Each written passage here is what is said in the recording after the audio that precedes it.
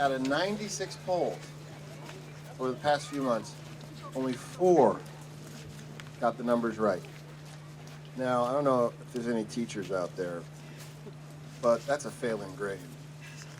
I'm here in New Hampshire because there is a viable third candidate in this race, and that's John Edwards. The family was going to meet. We're going to shake a few hands at the house of the people who had allowed our children to trick or treat with their children this past Halloween. In any event, apparently John is arriving. Oh, nice. Wow. Stepping on my lines. A lot of what you see in campaigns is theater. It shouldn't happen as much in a place like New Hampshire, where the voters really demand that face-to-face interchange, but there's still a lot of it. What you see on television, honestly, our commercials and theirs, all theater. You know, we've cut them to try to project the very best possible image of the candidate we possibly can. But don't you every once in a while want to pull back that curtain and see who this person is? Because you're not going on a first date with them. You're marrying these folks, you know? And you want to make certain that you're making a wise decision. But the curtain doesn't get pulled back very often. Well, a couple of weeks ago, it got pulled back. It got pulled back for all of us in a completely unscripted moment in the sad assassination of former Prime Minister Bhutto. In that moment, you got to see these candidates without theater. You got to see what they would do in a moment of crisis. And what did you get? Republicans and Democrats, every candidate save one, ran for the microphone. One candidate went to the telephone. That was a moment where we got to see the curtain pulled back. And what did we see? We saw a large number of politicians, and we saw one leader.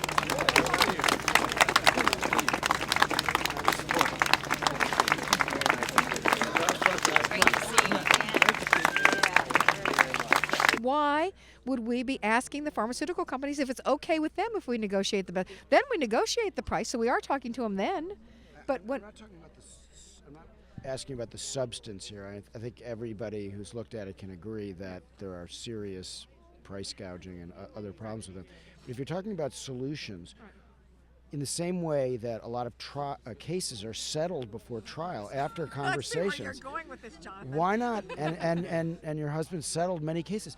Why not bring them in and then on television, call them out and say, why does a pill cost $150 in the United States and 2 cents in another country? And then if they're embarrassed on television, then you have all the more political suasion. Right. But if you just say, we're not even going to bring you in to call you out, then you can't educate the public on these issues. You don't want to be disingenuous for the purpose of creating theater about this. Are they completely excluded from the process? Absolutely not. But do we decide what it is we want by asking them what it is they'll give us? My example of this, is really personal to me, having grown up in the time that I did.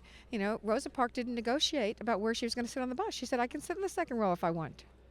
To keep it simple, he just rages at the insurance companies and the drug companies. And I'm sort of fine with that as far as the insurance companies go, because I don't think they have a purpose in our society. But that's just my own personal view. But on the drug companies, it's just too, in my mind, it's just too broad gauge to have an attack.